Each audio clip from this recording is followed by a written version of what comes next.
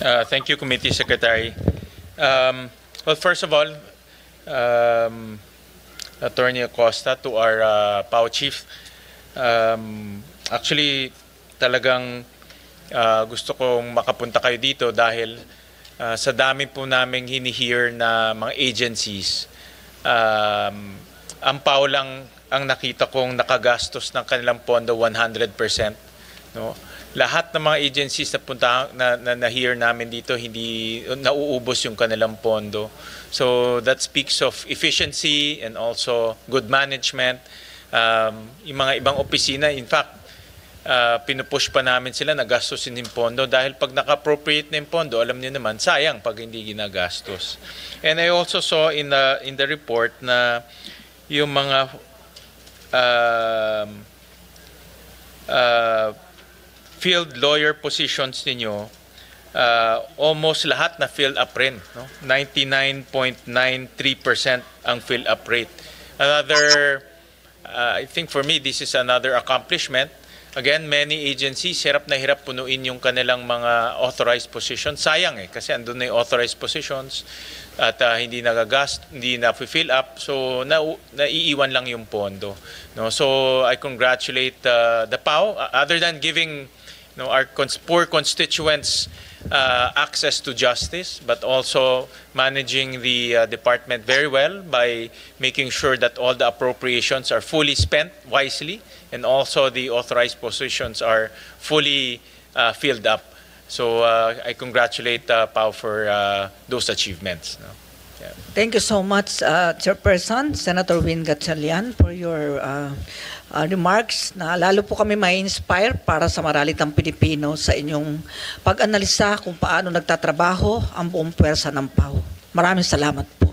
At marami kayong bibigyan ng serbisyo. Nakita ko dito in 2024, 15 million ang nabigyan nyo ng tulong.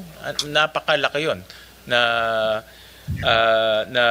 suporta na binibigay ninyo sa ating mga poor constituents, mga indigent constituents. Pero nakita ko rin, ang laki ng jump noong 2023, 12.5, tapos noong 2024, 15. Bakit po lumaki ang kliyente ho natin? Almost 2.5 million ang itinaas in just 1 year. Una po sa lahat, with your permission, sinama po tayo ng ating First Lady, Luis Araneta Marcos, sa kanyang Love for All program sa mga malalayong baybayin, kagubatan at mga probinsya. At sinama rin po tayo sa OFW Caravan ng DMW at ng OWA. At meron din po tayong social media na ginagamit, FB program ng PAO at ng inyong lingkod, na meron na pong 1.63 million followers. At dumami po yan mula po nung pandemya na walang access sa mga opisina. Nagbukas po kami ng aming mga Messenger, Viber, at binigyan din natin ng tigli 500 piso bawat abogado para sa cellphone, para matext nila ang kanilang mga kliyente at matext din sila. So sinamantala po natin ang pagkakataon na bukas ang Twitter, ang Viber, WhatsApp, lahat po ng forms, pati YouTube, TikTok, Messenger, para po ang ating maralitang Pilipino may tatakbuhan kung sakali. At nagpapasalamat din po ako, bagaman kapatid nyo po yung ating mayor sa Valenzuela, sinamahan po niya ako sa pagdalaw sa mga kulungan. Meron din tayo, sa Valenzuela kasi meron kaming programa doon na with the IBP, na may partnership kami with IPP, na tinitignan yung mga kaso ng mga PDL, mga persons deprived of liberty. Kung mga iba ay lumampas na dun sa sentensya nila, matulungan sa courts para makawala na. Kasi iba, meron kaming mga na-encounter, taon na, 2 years, 3 years, nalampas sa sentensya, nandun pa sa loob. So, clog na yung ating kulungan, tapos kawawa pa yung tao dahil lampas-lampas na yung kanyang sentensya. Maganda po yung ginawa nyo dahil nga kokonti na po ang inmate sa Valenzuela. Halos buwan-buwan, napakarami pong napapalaya, at yung ating DPH, si Attorney Kuong, ay napakaganda po ng pakikipag-ugnayan sa Office of the Mayor. At talagang full support naman ang Office of the Mayor sa PAO. Dahil sa batas po natin na inyong ginawa noon ay pwede pong tumulong ang local government unit sa pangailangan ng PAO. Mandated naman po sa batas. Thank you for that, Chief.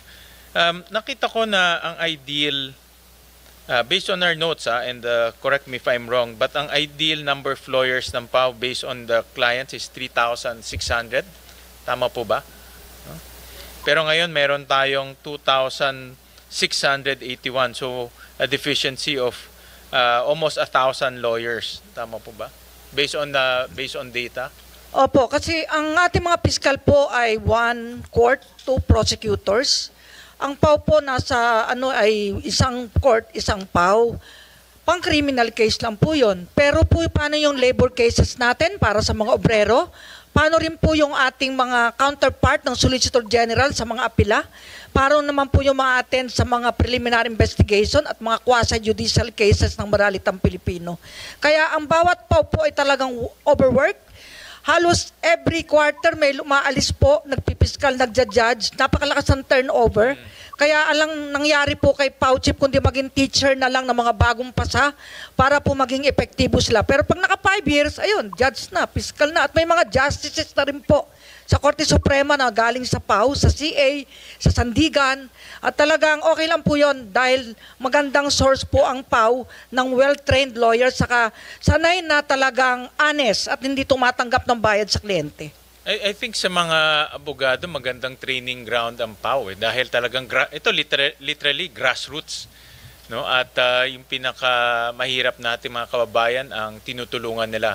Lalo na yung mga kababayan natin na marami siguro iba no read no write, iba hindi rin naintindihan ng batas, no?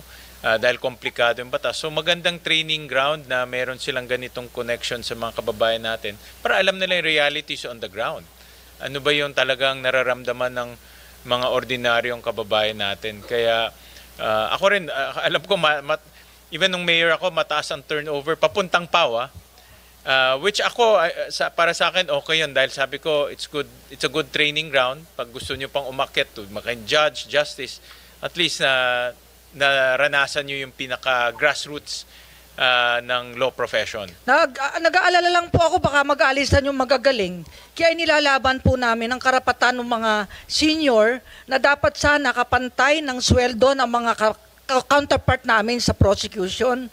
Kasi may demoralization po yung mga regional public attorney sa regional prosecutor, mas napataas pala ang kanilang ranggo bagaman sa batas sa Paulo RA 9406 ay pantay dapat. Kaya may request po kami sa DBM na pagpantayin na ayon sa batas pero ni-refer po sa DOJ hanggang ngayon po nasa DOJ pa ilang taon na. Malamang baka kayo po ang makatulong sa amin sa parity at kung anong benepisyo ng mga piskal yun din sa PAO. Dahil paano po kung wala na yung mga senior na magagaling? Maiwan na lang bagong pasasabar. Kawawa rin po yung maralitang Pilipino kung puro bagong abogado na lang po ang uugit dito sa ating opisina. So ang inyong request is yung mga senior positions iparehas sa fiscal. Opo, kasi yun po nasa batas eh. Ang sabi doon ay same privileges, retirement, rank, salaries, pero ang nangyari po ay parang doon sa naging implementing rules ni Secretary, yung pong nagpakamatay, Secretary Andaya, ay mas nataas pa rin yung mga prosecutor eh. Ako po walang problema dahil 2004 nung pinatigil natin ang pagbitay ni President Gloria ay na-promote po ako sa cabinet rank. Kaya ako po ay nasa 31 na. So paano naman po yung hahalili sa akin, mananatiling 30, yung mga deputy 29. So napag-iwanan po ng Department of Justice ng NAPROS. Pero yan po ay tinalakay na rin sa mga committee hearing na sana po ay mapagbigyan na ng DBM dahil ang gusto ng DBM may opinion pa ng DOJ. Sabi ko may batas na eh. Bakit kailangan pa ng opinion? At kami po ay independent and autonomous na sa DOJ sangayon sa Republic Act 9406. Kaya ang kailangan lang daw po pirma ng Secretary of Justice.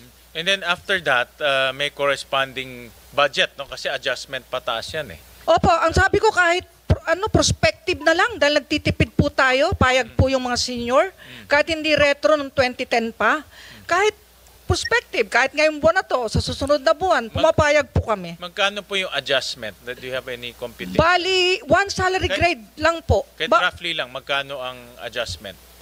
Magkano ba yun?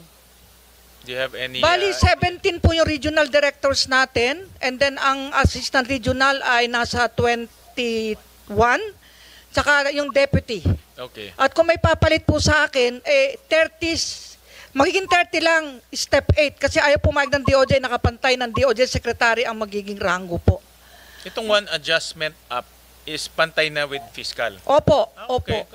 Hindi naman pala ganun kalakihan Hindi na. po, kasi yun lang matataas. Kasi yung mga mabababa, mga bago lang lawyer din ho yun. Kasi correct, nag-aalisan. Kaya nakikiusap po kay Secretary Mina na sana wag na. Kasi nung araw po, kung nabalitaan nyo sa media, yung retirement namin ayaw bayaran. Nagkaso pa po kami sa court at mawalang galang sa DBM. Natalo po ang DBM ng PAW. At kumampi po ang Solgen sa PAW.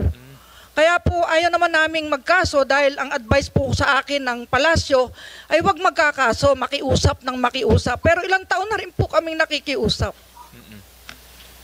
Sabit nyo na lang sa amin, Chief, kung magkano yung magiging budgetary impact. But I would assume na kailangan muna ito ng approval ng DBM. Once na-approve ng DBM, then ilalagay na sa budget. Opo, kahit prospective po, payag kaming Sige lahat. po, sige Maitama lang po yung hindi naitama. Well, sabi ko nga, dahil nagbibigay kayo serbisyo to 15 million, ang dami 15 million Opo. poor constituents to. Opo, sabi nga ng Napakalaking iba, bagay ito eh. kaya na po namin maghalal ng isang senador eh. Dahil sa dami po ng kliyente. Totoo naman po. Actually, nagulat ako. Dahil binoto po kayo lahat ng kliyente namin. Kaya po kayo naging senador. Opo, totoo po yan. Dahil idolo ko po ang mga gatsalian. Lahing inchik din ako eh.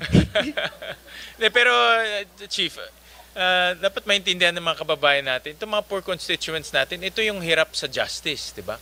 Dahil una-una, hindi nga nila naiintindihan. May complicated ang laws natin eh. Pangalawa, mahal kumuha ng mga private na abogado. Ang PAW ngayon ang nagbibigay ng serbisyo sa kanila, no? And I understand also, nakita ko sa datos, correct me if I'm wrong, based to sa research namin, ang success rate ng kaso ng PAW is 81%. Tama ba? Parang last year ho yan. Last year, 2024. Mas tama. mataas ho ngayon. Kasi sir, yung mapalaya mo lang, mapababa sentensya, panalo na tayo dun eh. Lalo yung acquittal. Tsaka sir, yung death penalty na ipanalo natin. Nakalaya na po yung 2 bibitayin nun. At binigyan ko po ng trabaho yung isa. Yung po, tamark lang, no read, no write yun. Si Roberto Lara. Empleyado na po ng PAW ngayon sa Bacolod. Wow, okay. Gwardiya siya dun. Opo. So, anong success rate? Kasi ito Ano? 2024 eh. Ano po itong 2025 per semester, 85.04. Per semester po yan. Nung pong 2024, 83.63%. So, kung ang para sa akin, anything above 80% is already an accomplishment dahil sa laki ng sa dami ng hinahawakan nyo, naintindihan ko rin almost, tama po ba? Almost 600,000 cases ang hawak ng PAW Per lawyer po. per lawyer. Hindi, all lawyers po. Nung nakaraang taon po, 847,317 ang kaso Ang namin. kaso na hinawakan Lahat ninyo. daw yun, pati labor, Oo. pati quasi judicial. Ngayon po, kalahating taon pa lang, 667,000. And then ang success rate, on the average lang kung Ang 800,000 a year, ang success rate is 85%. More or less Opo. Oo. Tsaka marami po tayo napapalaya ngayon, sir. Dahil naipabalik na po ang good conduct time allowance sa bisa ng kautusan ng Korte Suprema. Pati po yung plea bargaining sa mga drug cases. Nagpetisyon po ang PAW sa Estepona case, naipanalo po ng PAW, kaya po may plea bargaining na sa lalo sa mga petty drug cases lamang. Isang hitit o napasama lang sa barkada, nakakalabas na po ang mga kawawa nating dapat lang iparehab. I'll go to yung operations natin. Isang PAW lawyer, ilang kaso ang hawak? Ang isang PAW lawyer po na isang taon, 317 cases. 300, dami Kaya pag natuto po, umaalis na talaga, hindi na mapigil eh. Kasi sabi nila, lilipat sila sa ginhawa naman, matagal na kami nagtiis. So araw-araw may kaso siya. Opo, sa isang Halos araw-araw calendar, may kaso 20 to siya. 40 cases po nakaset. Correct, oo. Opo, at saka hindi pwedeng postponement, bawal sa amin yun. Ayaw ko nun. Dahil gusto ko, laging ready. Kaya overtime pa ho sila. At ang PAW, may 24/7 hotline. Ayan, Saturday, Sunday, may duty po. May inquest kami hanggang hating gabi. At kahit sino po, kahit taxpayer, pag walang private lawyer, pwede kaming tawagin at napapalabas po. Nakita ko nga dito, all 2,681 PAO lawyers are required to render 24/7 inquest and urgent legal assistance. Opo, So wala talagang tulugan. wala akong tulugan madalas. Hirap pala Lalo na. nung tanimbala nung araw, 5 buwan mo kami walang tulog. Dito Buti po- na wala na ho yun. Mas madali pala trabaho natin dito si Secretary. Opo, kaya talagang kailangan po ng suporta ng ating mga legislators, ang PAO. Kawawa no, pag alis ko po, sana may mga magpapatuloy pa rin ng ating advocacy. So that's why nag-submit kayo ng proposal for 985 positions. Tama ba? Opo. Okay. And that's for 2026. Pwede po sa 2026. Nakapasok na ho yan sa budget nyo? Itong Hindi 900? pa ho nakapasok. May sulat po ang DBM kamakailan. Kailangan na naman daw po ng pirma ng Secretary of Justice. Kaya po, minsan malungkot, nagdemanda nga po kami sa retirement. Kaya lang na kami nabayaran. Dahil nag-object po ang Department of Justice noon.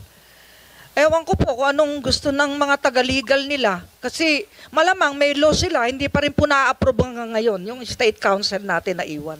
And then meron kayong, I think meron kayong for 2026, ang proposal nyo is 500 lawyers, tama? Tama po. So yun ang, para naman mapababa yung workload na 1:300 cases. Opo, talaga kawawa po yung mga PAW, lalo po yung mga PWD na mga PAW. Sa Sagada, yung talagang hirap na hirap, umakyat doon sa opisina, sa court.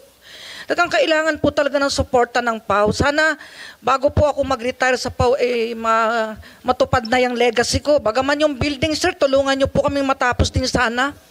Oo nga, yun nga ang gusto kong i-discuss rin. Meron kayong ongoing building ngayon. Tama po. Magkano po ang total project cost ng ongoing? Nung una po, 1 billion lang, tumaas ang presyo, 2019. May phase 1, natapos si phase 1, may kulang, tinuloy ni phase 2. Ngayon may phase 3 at may phase 4. Dapat daw may phase 5, nawala daw yung budget sa phase 5 dahil nga sa problema sa flood control. Sana po yung pauman lang maituloy po, matapos natin ma-inaugurate ninyo sir itong aming building kasi nagbibintana na. Meron na ding nakapag-bid sa escalator, elevator, meron na pong aircon, finishing na lang po ito. So kung mapopondohan po to next year, matatapos to next year, mai-inaugurate natin, makakalipat na kami. Yung building nyo for 2026, fully funded na yan? For this coming new itong Wala coming daw new po, year? sabi ng mga taga-DP, tanggal daw po kasi nga sa flood control problem, nadamay po kami. Pero pwede naman ibalik sa, hindi naman flood control yung building eh. Oo nga po. Kaya nga sabi ko, makikiusap ako sa inyo na baka lagyan ng pondo, tanungin natin ang DP, nasa kanila po pera, wala po sa PAW. Hindi po sa akin binigay dahil ang gusto po ng mga advisor ko, wag ako tatanggap ng pera sa pagpapatayo. Ipaubaya sa DP lahat. Pero nagtagal po, 2019 pa yan. 2-year project lang dapat. 2019 pa. Opo, 2019 pa po. Ano na ngayon? 2025, di ano na? 7 years? Mag 7 years, sir. Kaya nakakalungkot po. So wala talaga itong building unusable? Wala talaga? Yari na po. Finishing na lang ang kulang. Pero walang taong gumagamit? Wala pa po. Kasi wala pa hindi pa tapos yung pagbibintana. And then nag-umpisa ng construction 2019? Opo. Grabe. So magkano na lang to finish? Siguro Video? po, ano na lang kasi. Sayang naman. Kanina, DPWH yung budget to. Kaya yun ang pinag-uusapan namin, yung mga unfinished projects. Yan o, Kasi isa ho sayang yung PAW building, biktima ng unfinished project nila. Ang kasi, problema daw sa subcontractor, di nababayaran. Sabi naman ng contractor, nabayaran. Hanggang pinagharap-harap ko na sila. Yung pala, hindi talaga nababayaran. Pero dito sa capital outlay nyo for 2026, maliit lang, 20 million eh. Pambili lang ng computer yata, sir, yan? So walang building to? Aircon? Walang building? Wala po, kasi ang pondo nasa DP. Nakalodge sa DP. Okay. Takot po ako na baka pagdudahan ako ng ating mga kababayan sa paghawak ng pera sa construction, Okay. kaya pinaubaya ko sa DP lahat. Okay. Opo. So magkano pa ho ang balance to Ito complete? pala, na-islas ngayon to. Para to complete? Na-islas, sir, ngayon tong 380 million. Ngayon 2026. Okay. Pwede po sigurong ipabalik nyo, sir, para mayari na mag-inauguration na tayo. At saka nakadetail ho ibang pao natin kay Sir Rex sa DSWD. First day niya, nasa akin na ho siya, humina siya ng mga pao lawyers doon. Thank you. Nagjo-duty ho doon para sa mga BAUSI cases, support. Sa Bausi cases. Opo, kasi correct. kulang na abogado sa DSWD. Correct. Kaya araw-araw may pao lawyer ho doon sa kanya. So itong 300, pag binigay ho, tapos na yung building. Ang sabi po ng DP, matatapos, ang kulang na lang furnitures, baka bigyan po din tayo ng tulong ng Office of the President sa furnitures. Dahil sabi sa akin ni Presidente Marcos, kapag nayari, wag mo nang problemahin yan. Mayayari yan, malalagyan yan ng gamit. Sayang naman kasi andyan na yung building. I would assume mga 90% na is complete. Malapit to siguro sa Batasang Pambansa, katabi ng COA. Oo, sayang 10 story. Oo. May helipad yung taas para yung presidente, kung magsoso na gusto magkapiron, pwede yun doon sa tuktok. So lahat ng PAO lawyers doon mag-o-office. Yun pong NCR Director, may Maropa, yung 4A, 4B, buong central office po, lahat pati yung counterpart ng Solgen, yung ating mga special appeal cases lawyer, NCR, pati po yung chief, doon din po. Yung magiging chief na bago Sige na po, siguro, sir. pagtutulungan ho namin. Kasi yun ang isang, kanina lang, yung DP, one of the things that moving forward na gagawin, lahat ng mga hindi pa tapos na projects, tapusin na. Kasi sayang Opo. Kagaya nito, gumastos kayo, 1 billion na ba nagastos nyo? Magkano na ba? Almost 2 billion na po yan, alam ko. So 2 billion. So in 2 billion, since 2019, hanggang ngayon, hindi nagagamit. Tumataas ang presyo ng mga gamit. Sabi ko, ba't di nyo yariin? No. Every month to, minimit ko yung mga taga-DP para tanungin ko ano nangyari. Halos may coordination meeting kasi nga makulit ako eh. Pasabit na lang sa amin, Chief, yung exact details on the building, especially kung magkano yung kulang. Opo. Let's see if we can, baka mayroon tayong pwede pagkunan para matapos na yon. Malay nyo po, kayo po ang maging presidente, kayo na po ang mag-helipad doon sa tuktok. Homeowners president, pwede. Homeowners. Wish ko po yan. Wish ko lang. Homeowners. Opo. So para matapos na natin next Opo. year. Oo. And then sayang yung pondo. Sasabit po namin. Pati na islas kung ano to po. Oo.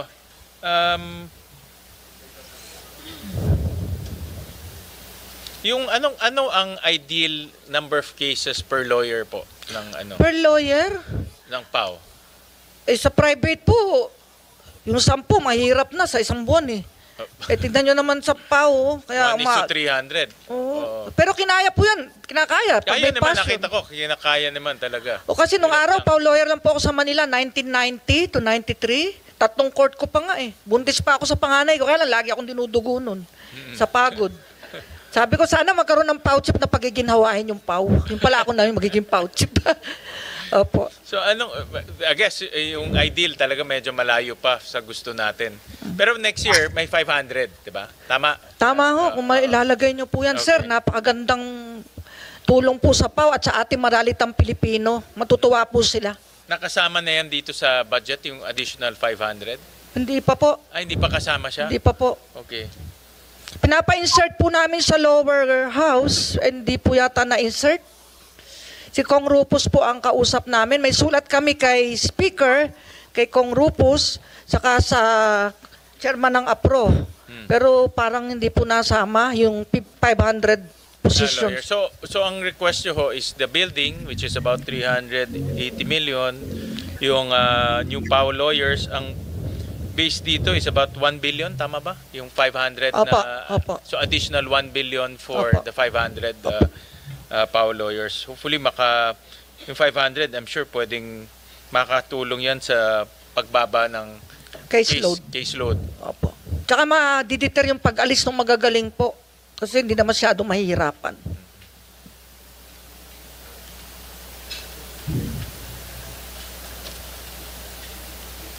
Tama ba?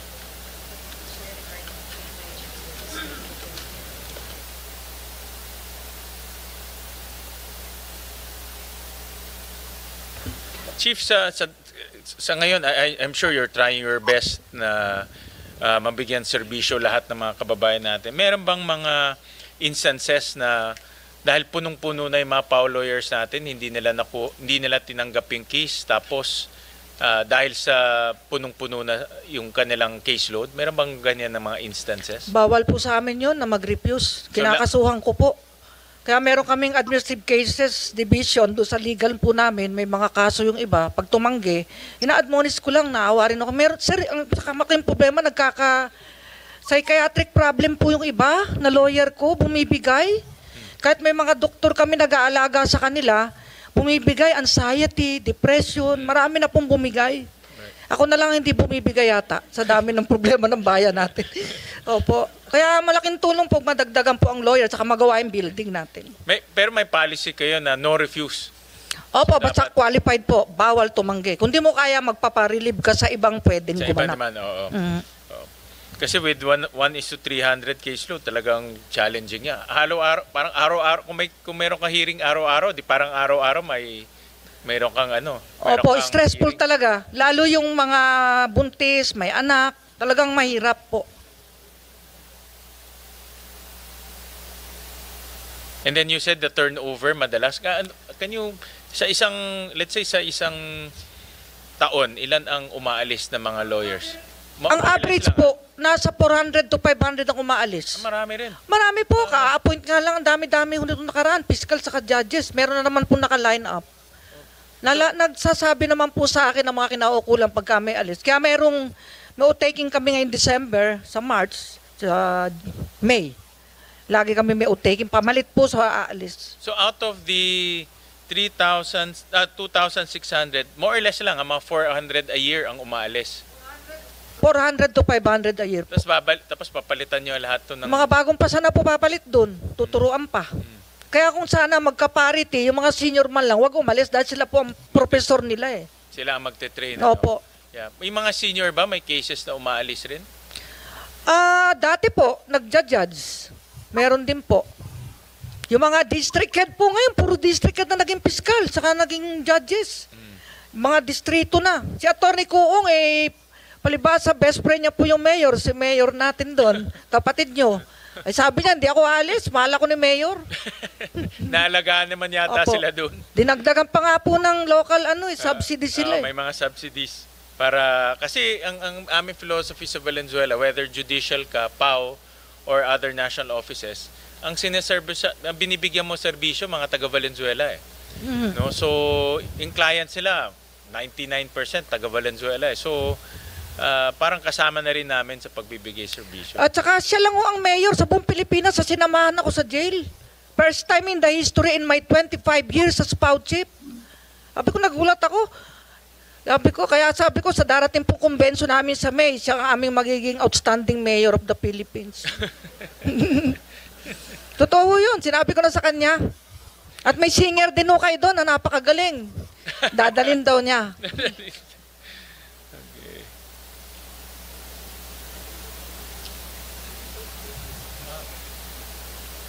Other than yung